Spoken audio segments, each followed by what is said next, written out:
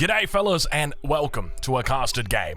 Spawning in on the northwest side of the map, playing in the color green as the Ottomans, we've got MYI Zerton and his partner down towards the south side of his base, playing as the French in the color blue. It's Syracuse. And on the opposite side of the map, playing in the color red as the Mongols, it is Wham01. And slightly to his north, playing as the Abbasid dynasty, in the color orange, we've got Puck.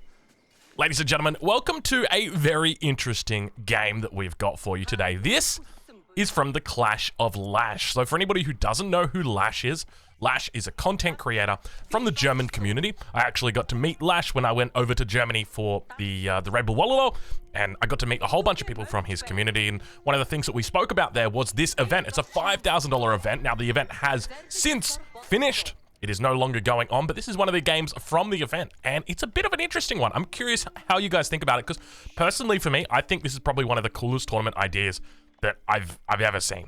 This is what they do. They take a professional player. Here we have Zerton, who's an incredibly competent player, very, very good, very talented, and they pair them up with a not-so-professional player. Here we have Syracuse. Now, Syracuse, for anybody wondering, currently sitting at about rank 6,000 on the ladder. He's in about gold 3. And that is essentially how they do it. But on the same by the same token, on the other side of the map, we've got Wham, who at the moment rank 8 on the ladder. And by the way, Zerton's rank 7 on the ladder. But Puck, he's ranked 9,000 on the ladder, but sits in gold 2. So despite there being quite a bit of gold difference, or rather a bit of point difference between these two guys, they're both in gold 3, gold 2 respectively. So I do expect it would be a pretty close match. Now, just to give you guys a bit of information about these players as well. So for anybody who doesn't know about Zerton, his favorite civs are the Abbasid dynasty and the Rus. We do have him here on the Ottomans, which, in my opinion, probably one of the best civs at the moment.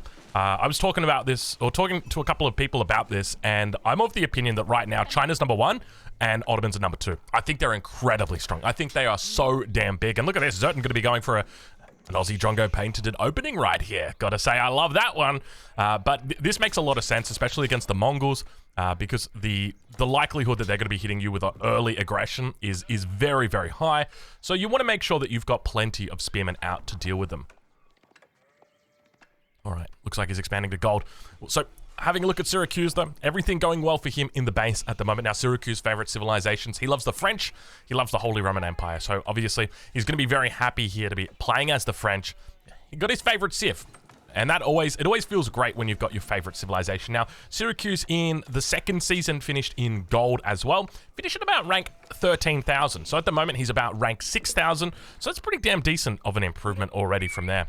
But on the other side of the map, you guys will be familiar with Wham, and his favorite civilizations are the Mongols. He loves the Mongols. And the fact that he's got them here today, well, it is no surprise whatsoever. Wham, he loves trying to utilize all the power of the Mongols. But I think one thing to note, though, is if it comes to it, trade is not going to be particularly good on this map. The trading post is spawned right in the middle of the map, so perhaps Puck might need to go and put a market down in the corner. That way he's got a bit more of an efficient trade route. But Puck, the final key to our puzzle here, his favorite civilization is the Abbasid dynasty. And I love these early walls that he's going for here. By getting these early walls up like this, it's going to mean that the aggression that potentially comes out from the Ottomans is going to be non-existent. But we do see that at the moment, Zerton is just using his spearmen to defend his ally at the moment. So just trying to give him an easy transition. And it's interesting to see that we've got both of the pros going for early aggression here in this team game. Now, one of the big components of this team game is that you can tell your ally what to do. So as an example, you know, what is one of the great things that, what's one of the things that really contributes to making a good player? It's decision making. If I'm a gold player and all of a sudden you put conqueror decision making in my head, things are going to be going a lot better. I'm going to be learning a lot more. I'm going to be playing a lot more effectively. And that's what happens here with Not So Pro, because you've got a conqueror player who's saying, hey, this is the unit that we need. Hey, this is what I need you to focus on. Hey, think about going up to the castle age. Can you get up to the castle age? These sorts of questions. So you've basically got someone coaching you, someone guiding you the entire time. And I love that. I think it's a really cool concept. But we do see age up starting to come through. Syracuse Going to be going with the School of Cavalry on the other side of the map. We do see that Puck is also aged up. It's going to be fresh foodstuffs. We'll ride on board with Puck and see how he's doing as the second town center going to be coming up shortly. Gathering quite a heavy amount of stone, and I think this makes a lot of sense playing up against the French. There's always the possibility that the knight comes in and that you're not going to be able to touch that gold anymore. Well, by having this, I just realized, look how close that wood line is. That wood line was very close to that town center, wasn't it? Like, if that's the start of the wood line, geez Louise, that is a decent... That is damn well decent. He's got, oh my lord, look at the base that Puck has got. The most amazing base I've ever seen. I just realized it right now. 1, 2, 3, 4 forests all together. And compare that down here to Wham. Wham's got a single forest. Poor Wham. That's crazy. That is absolutely ludicrous to see one of the best looking bases I think you could ask for. He's got nothing at the back as well, so it gives him plenty of openness, and he's got openness towards his ally. It's literally the best possible opening that you could ask for. But we do see spearmen are going to be making their way in behind the walls that Puck was attempting to get up here. Now, keep in mind, he did gather all of the stone up first, and I do actually like that, especially in a team game like this. Imagine right now if he's still gathering stone, bam, not anymore. The stone is finished, the stone is cancelled. And I just realized the berries were at the front of his base, so he had to kind of like wall around it like that if he wanted to keep them in. But we do see now those spearmen and the knights together on the south side of Puck's base. It's going to be on the defensive here. Age up's coming through for our other players, certain. Now going up with the twin minaret madrasa, no surprise. And down here on the south side, we do see the deerstones coming in, so no surprises there, no trade landmarks at all this game. But Knight going to be coming in, Barracks going to be dropped down, and Knight's going to be moving towards those villagers on the wood line. Puck's got to be careful, but the Knight wasn't charging. Fortunately, Syracuse wasn't paying attention either. Villager number 1 looks like it might go down. Indeed it does, but Spearmen do make it there in time. Now, I will also mention that in addition to this being a bit of an interesting tournament, we also have a bit of an interesting UI for you guys. I don't know how you guys feel about the UI at the top. Personally, I like it a lot. It basically just takes the villager counts for both players and then puts them into a bar, takes the military counts of both players, puts them into a nice little bar. And look at this, Syracuse trying to find a way around, but unfortunately, never mind, the walls haven't been cancelled. So, for anybody wondering, how did those knights get through? It's because of this right here. So what he needs to do... Actually, is there a chop through there? Oh, there's a chop through. Oh, damn. But you can still get through with the palisade walls on the end. If they're not finished or if they're not built, they will be able to be entered or traversed, I should say. Spearman now coming out, as well as Magadai coming out for Wham. So Mongol player looking to utilize the Magadai. Now, when it comes to team games, you know, we were talking about tiers a little bit earlier. Where do I think, like, Ottomans are? Where do I think the Chinese are? Well, where do I think the Mongols are in team games? I genuinely think this is an S-tier team civ. Now, I think that Wham's done the right thing by not going for trade this game because he's got a very unfortunate trading post location. This is a really bad one because it's right in the middle of the backside of his defensive line. Spearman now coming out, though. Puck going to be moving heavily into spears. We see he's got the hardened upgrade. Could potentially look at picking up the phalanx as well. Some of the best spearmen in this game. And obviously going up against the French, a civilization that loves to be going for cavalry. You're going to feel very comfortable having that. But beautiful micro coming in. He's going to be so careful with these Magadai. You're playing with fire with these Magadai. Oh my lord, are you playing with fire? But he's got a decent front line now. So as long as he doesn't look away, he won't be losing anything. That's going to be the key factor here. Don't look away, and you'll be okay. Second town center now coming up for Puck, though. We'll check in on the other side of the map as the second military school has come down for Zerden. Plenty of archery ranges. 2 archery ranges. The starting barracks that he had. Now Magadai moving out. The only way he's going to be able to combat these is with a big archer ball. That's what he's going to need. Not an archer bolt, an archer ball. Now we've got some buttons down here. I don't actually know what these buttons do. I got no idea. Oh, there we go. It flips over on, flips the sides. Okay, that's what that button does. What does this button do? I got no idea what the MS button does. What does this button do? Oh, it gets rid of the military. Oh, we'll leave the military. I don't mind it. I kind of like it, to be honest. I like the way that it's got the outline as well, like the player's outline. So this is obviously played on a modded map to have this as well. That's how we get access to the cool UI features. Second barracks going to be coming down, though, for Puck on the south side. Wham going up to Castle Age. So Step It Out coming in. I'm curious what direction he goes, whether he goes into mass Magadai. I think in team games, Magadai are very strong. One of the strongest units that you can have. In 1 versus 1, they're not that strong. And the reason why is because it's easy to shut them down. Nice job right there with the attack speed, or rather the movement speed. So in 1v1, it's easy to shut down Mangudai because all you do is you wall like this. But in 2v2, it's twice the people that you can hit. You've got twice the targets. So Wham now aging up. Expect to see stables getting dropped. Indeed, we do get stables being dropped on the Uvu here. He's going to be moving into a heavy Lancer composition, which is definitely the right choice. We're right on board with our players from the north, Syracuse, adding in the second stable.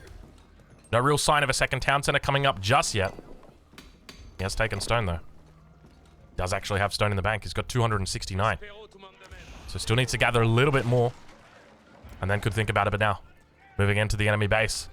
What kind of vision have they got? Absolutely nothing right now. They could get swamped from the south, from the north. We do see that, fortunately, there's nothing really prepared at the moment. The battering ram going to be coming down and Puck under pressure. From the pocket. Bit defensive right now. Needs units coming out. We do see the phalanx upgrade. A couple of archers as well, moving into that infantry composition that we do typically see out of the Abbasid. Especially in these team games. Just got to be careful. Archers of Zerton, fully upgraded. +1 range attack, +1 ranged armor, but not paying attention. Syracuse almost losing a knight right there. Beautiful micro coming through from Puck. He's going to be holding on for dear life right now. He's going to be calling for a prayer, calling for a guardian angel, if you will. No +1 ranged armor for our Mongols. Mass is huge right now for Zerton. Look at this ball that he's got building. He just keeps pumping it out.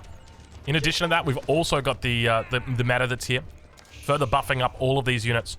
So not only have they got +1 attack, not only have they got +1 ranged defense, they've also got +15% attack speed, which is massive. Holding on for dear life. There's plenty of villagers here. He could pull them for the battering ram, but definitely under pressure. Wham, his pro needs to save him right now. Wham, where are you? We need you to lift, Wham. Men-at-arm numbers are pretty decent here as well. I'd love to see for Wham +1 ranged armor, and we do indeed see +1 ranged armor coming through right now. This is exactly what he needs, and the whole reason he needs this are beautiful pickups right here on the backline. Take a look at this, Wham. Intercepting reinforcements. Makes a lot of sense for him to do this. Really, really well played. That +1 ranged armor is going to be reducing the effective damage of these archers by 100, well not 100%, by 50% rather. So instead of doing 2 damage a pop, they're only going to be doing 1 damage a pop because it's going to take the armor from 4 to 5. Villagers, got to be careful not to get caught out of position. This isn't Lipany, this is Dry Arabia. So there's not a whole lot of berry patches available for them. Still picking up the reinforcements in the center. Beautiful job here by Wham. He's got to focus down those spearmen, and indeed he does. Mangudai looking to do a little bit of a run by right now. At the same time, down towards the south side, look what we've got here. The +1's finally come through, and with the +1 coming through, you can see barely any damage being done to these lancers. He's having a very difficult time. Able to just come through, and that's the difference that the +1 makes. And now, Knight's getting called back in from Syracuse. He's coming through with the charge. This could be enough to clean it up. He's got the number advantage, but keep in mind, he doesn't have the tech advantage. But now, all of a sudden, we've got those reinforcements that were cutting off the enemy reinforcements, coming to reinforce the main battle. There's reinforcements everywhere. Archers picking off the Mangudai, doing the right thing. Khan going to be popping off that arrow up into the air, rather that falcon, and it looks like it's a pretty decent hold at the moment. Villager count still pretty even, 89 versus 92. Wham going to be able to hold on, help out Puck a little bit right there. Geez, that was close for Puck. He was losing a lot. I mean, we saw houses going down, the barracks going down, and it's almost like these wood lines are actually a bad thing right now for Puck, because he's got nowhere to build. He's got nowhere safe to build, at least. Now, one of the things I do love is we've only got a single lumber camp. Everything else, he's just going long-range mining, long-range chopping. And why not? I mean, they're so damn close to the town center. And look at the carry coming out right now. Wham, trying to lift, trying to hold on. Puck's doing all the booming. Wham doing all the killing. And that's the way that you're going to be playing these team games. You're going to be lending into the bonuses of your civilizations, of your players. If you're a boomer, play a boom civ. If you're a rusher, play a rush civ. One of you rush, one of you boom, and both of you enjoy the fruits of your labor. But still we see Zerton pushing on that front side. Battering ram going to be coming through as well. Villagers getting forced out. He's going to need to head to greener pastures to find somewhere else, and villagers were getting called to take down the battering ram. Fortunately, they do head away from that front because there's a lot of units there. Those knights getting cleaned up now by the lancers of the Mongols. Beautiful little position he's got out here over on this west flank. Got to be careful though. The spearman number's starting to build for Zerton. And now looking to pick up reinforcements once again. He spots out a villager. There was an outpost that was going to be going down in the stealth forest. Now the town center are going to be firing down upon the battering ram for the moment. Spearman moving forward. He's doing a decent job of just holding the front line. Men at arms also going to be coming in on the backside. Beautiful little surround coming through right now for Wham. On the front side, Puck going to be just plugging the gap and saying, you're not coming through here. And look at the knight numbers. Villagers just going to be moving out, looking to burn down that battering ram. And all of a sudden, the infantry numbers here from Zerton are vanquished completely. Puck holds on together with Wham and keeps it alive. It definitely feels like right now, Puck is fighting for his life. If any of these go even slightly in the favor of Syracuse and Zerton, Puck might be out of it. Keep in mind, he's playing the Abbasid dynasty. If he loses his House of Wisdom, that's it. He can't age up. He needs to repair the House of Wisdom and then age up through it. It's not as simple as just putting down a landmark in the corner of the map, wherever you please. And because of that, it makes it so much harder playing the Abbasid, because it is very cutthroat. But now those Lancer numbers really starting to look good for Wham. The wall's starting to come up as well, once again.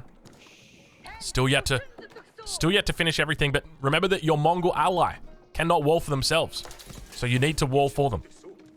But we've had so much pressure being put out at the moment by Wham. There's no real need for him to wall at this stage. But Spearman number. Look at the Spearman now. Starting to climb for Zerton. He's up to 15 Spearmen. He's picked up the hardened upgrade. He knows how important it is to be putting up a meaningful threat against these Lancers. You can't just let them rampage around enemy bases. That's exactly what they look to do. Part of the reason why Mongols are so strong is because they love this cavalry composition. An outpost was going to go down. Fortunately, the villagers do make their way away, and now Zerton could be running for dear life as well. Quite literally for dear life. Where's that push, though? Where's that shove? We take a look back in the base of Puck, and he's just looking to re-wall. Establish himself in a solid position. Meanwhile, Wham is distracting. Wham is attracting the enemy forces over to this side. He's saying, hey, come and get me, boys. Come and get me. And then behind this, Puck is walling up, keeping himself a little bit safer. Now, I'd love to see Puck go for another town center. He's sitting on 2 town centers at the moment. I'd love to see that third one added in. When we check in over with our French player, we see that they're still yet to add in a second town center. But obviously, being the French, he's got plenty of villas anyway. It's curious to me how our team on the north is actually keeping up in village account with our team on the south. I just want to confirm that. So Zerton sitting on 55, and Syracuse sitting on 60. So that's correct. And then we got 57 for Puck, and 63 for Wham. Okay, yeah, so it is correct. So I guess Puck's probably just lost quite a few villages from that attack, and that makes a lot of sense. He expended quite a few burning down the rams. But look at this. Just aggression on the backside, drawing in these infantry units. It's so difficult to deal with these until you can get knights of your own. But now we do finally see walls coming up.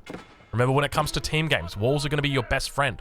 How do you stop knights? You stop them from getting through. That's the trick. You don't want to try and deal with them once they're through. Instead, you just want to stop them from coming through altogether. Makes it much easier. We see that plenty of time has now been bought, but Wham, he's found villagers, keeping the Khan with his knights. It's going to pay off dividends right now as villagers going to be going down. Syracuse going to be losing a huge amount. And the villager lead starting to really build now for our south team. More villagers going to be going down. Units are on the way. He gets a beautiful surround. And with that, the knights going to be looking very formidable at this point. Outpost coming up for Puck in the south. Adding in plenty more production. Take a look at this. We have an age up coming through. Not quite yet. Let's ride on board with Puck. There we go. Plenty of wood in the bank, so no wonder he can drop down all that production. Knight does get picked up. But now that next push is coming, and you can see Zerton. This is just the classic Ottoman play. I mean, this is something that we see so often out of the Ottomans. It's 19 minutes into the game.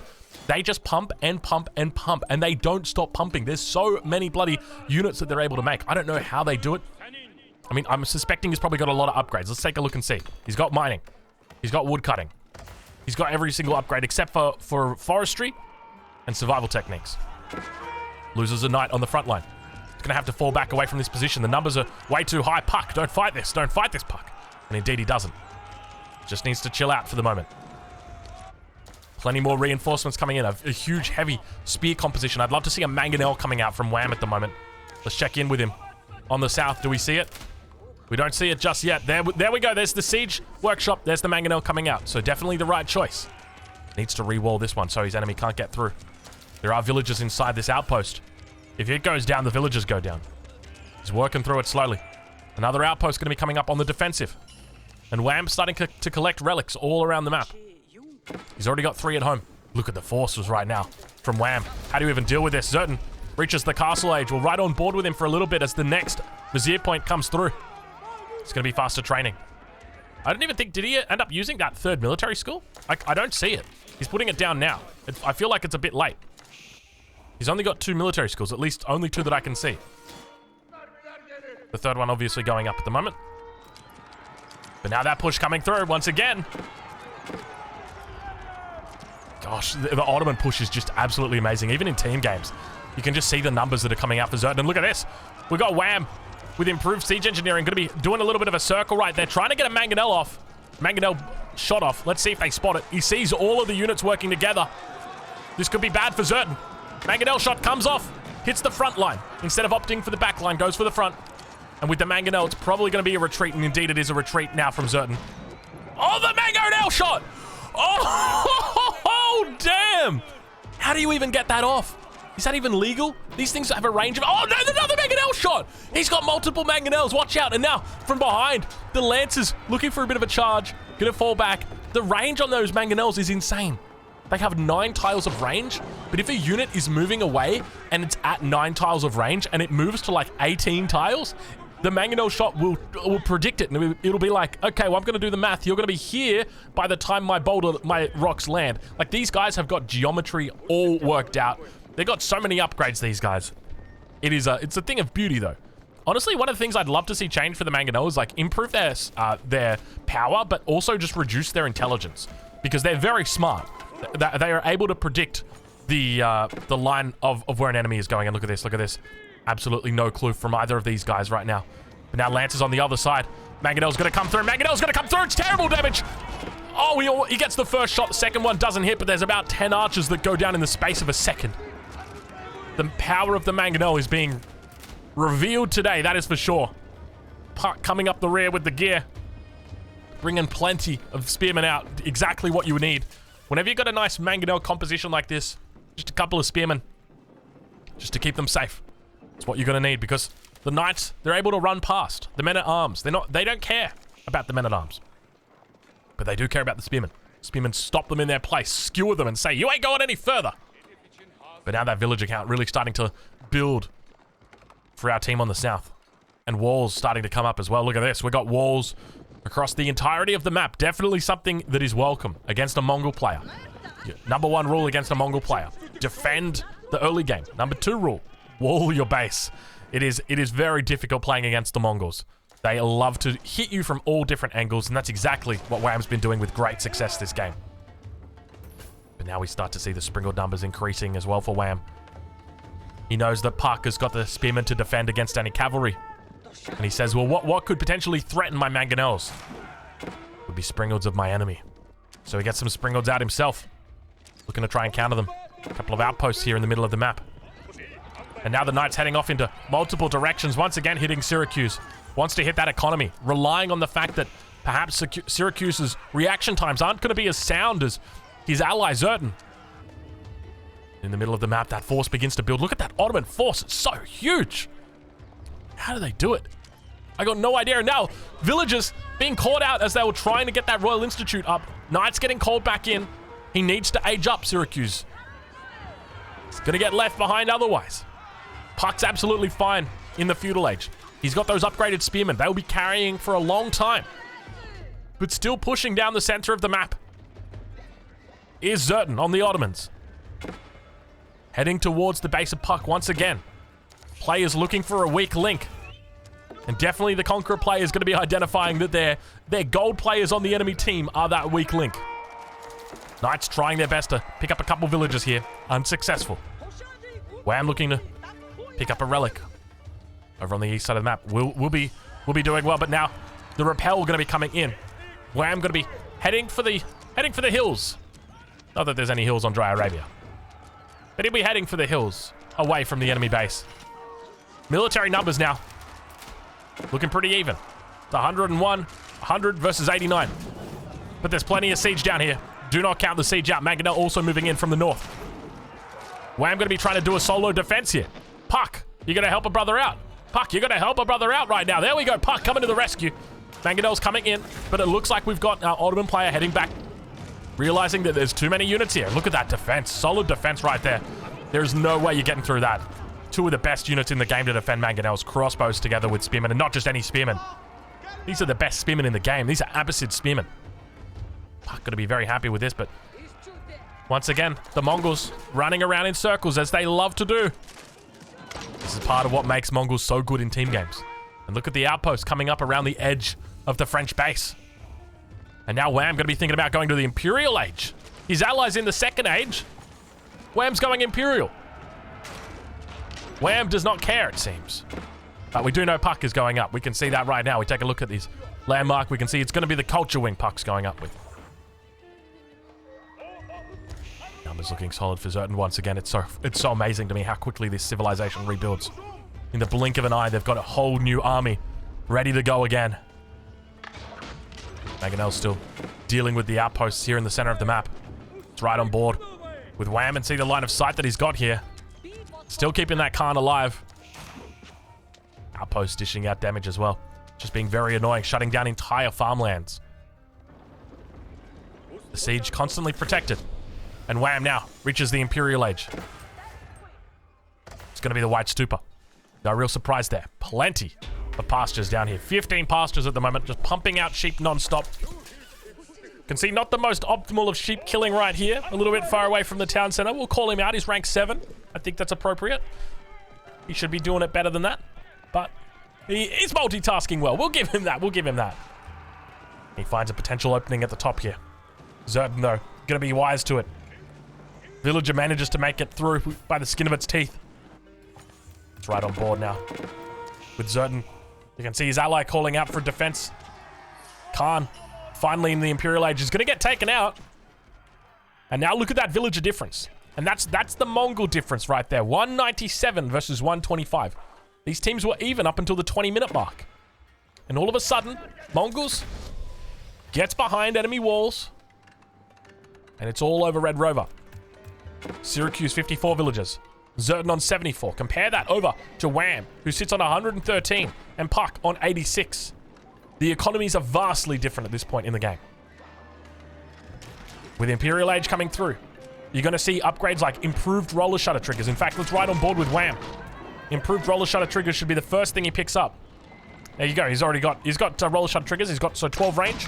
So still yet to get the improved version, but 12 range ain't nothing to sniff at. That's going to guarantee he wins all the siege fights.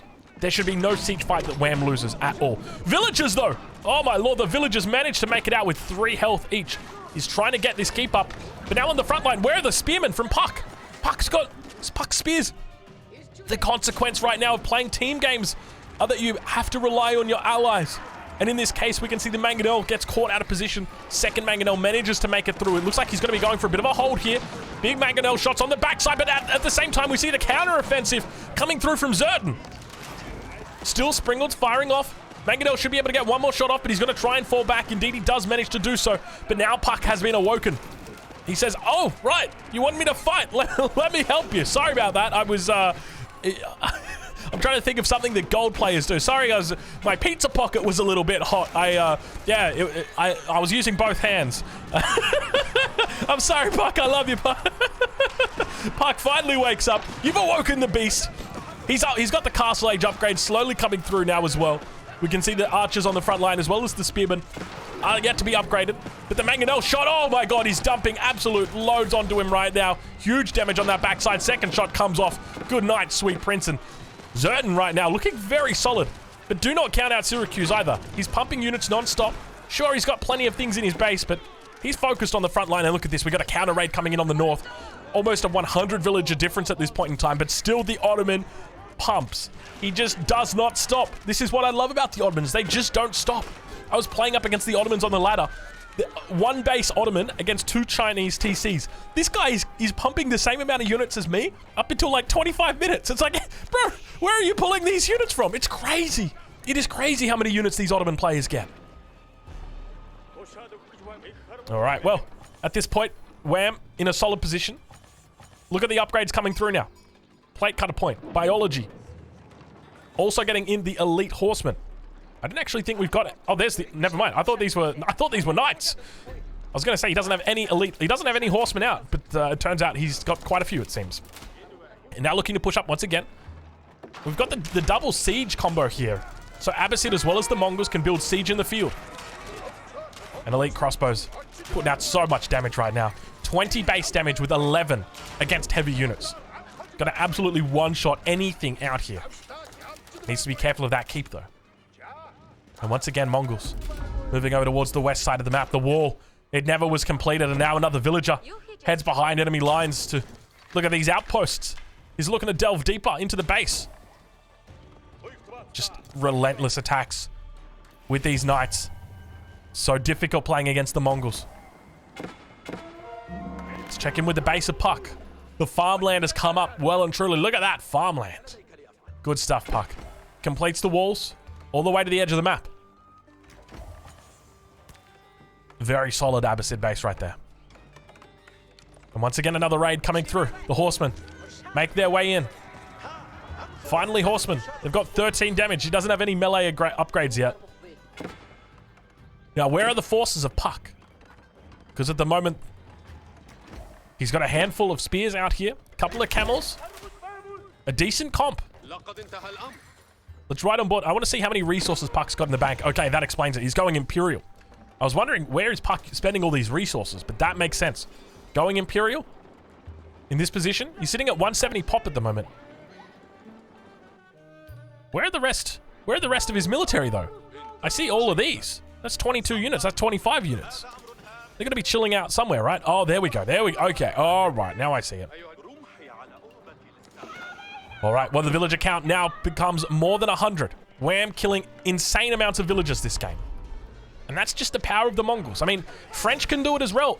But remember, we had Syracuse on the French rather than Zerton on the French. So that's the difference it makes. You've got twice the villagers that you can kill. Or twice the players that you can kill villagers of. I guess would be the other way to look at it. But Spearmen, now looking to defend on the gold mine. Doing a decent job catching these out of position. The wall gets broken down and immediately repaired.